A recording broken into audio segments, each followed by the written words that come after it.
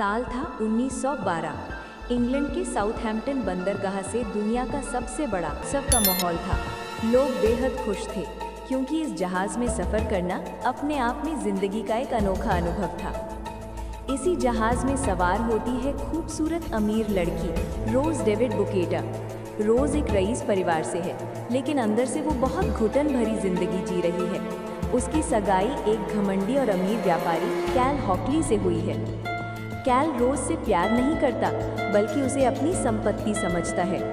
रोज़ की माँ भी चाहती है कि वो ये शादी करे, क्योंकि उनका परिवार अब दिवालिया होने की कगार पर है। इसलिए रोज़ के दिल में अब कोई चाह नहीं बची, जिंदगी की इच्छा खत्म हो गई है। दूसरी ओर है एक बिल्कुल अलग दुनिया का इंसान, जैक डॉसन। वो एक गरीब लेकिन खुश मिजाज कलाकार है जो पेंटिंग करता है और दुनिया घूमने का सपना देखता है। किस्मत से वो एक ताश के खेल में टाइटैनिक का टिकट जीत लेता है। उसका दोस्त फैब्रिजियो उसके साथ है। दोनों सोचते हैं कि ये यात्रा उनकी जिंदगी की दिशा बदल देगी। जब जहाज रवाना होता है, चारों ओर खुशी की लहर दौड़ जाती है। टाइटैनिक की भव्यता, सजावट और संगीत सब कुछ किसी महल जैसा लगता है। जैक और फैब्रिजियो तीसरे दर्जे के यात्री हैं। नीचे वाले डेक में उनकी छोटी सी केबिन है, लेकिन फिर भी दोनों बहुत खुश हैं क्योंकि उनके पास सपने हैं। एक दिन रोज़ अकेली जहाज़ के पीछे वाले हिस्से में आती है। दिल टूटा हुआ है, जिंदगी से तंग आ चुकी है। वो समुद्र की ओर देखती है और आत्महत्या करने का फैसला करती है। उसी वक्त जैक उसे देख लेता है। वो चिल्लाता है, अगर तुम कूदोगी तो मैं भी कूद जाऊंगा। रोज़ रुक जाती है।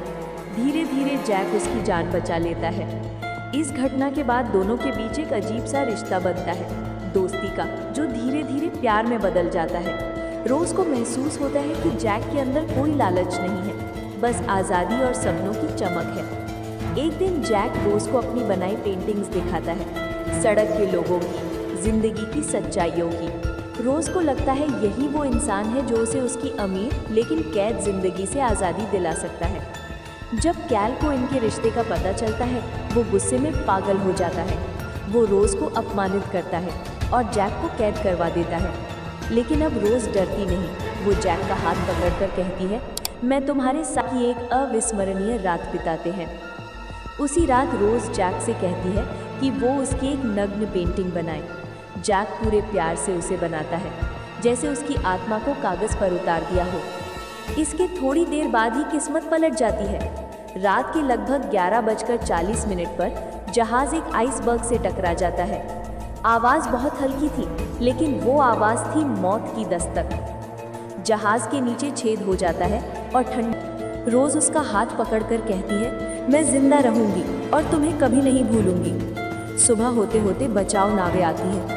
रोज़ जैक का हाथ छोड़ देती है और जिंदा बच जाती है। बाद में पता चलता है कि टाइटैनिक हादसे में करीब 1500 लोग मारे गए और सिर्फ लगभग 700 लोग ही बच पाए।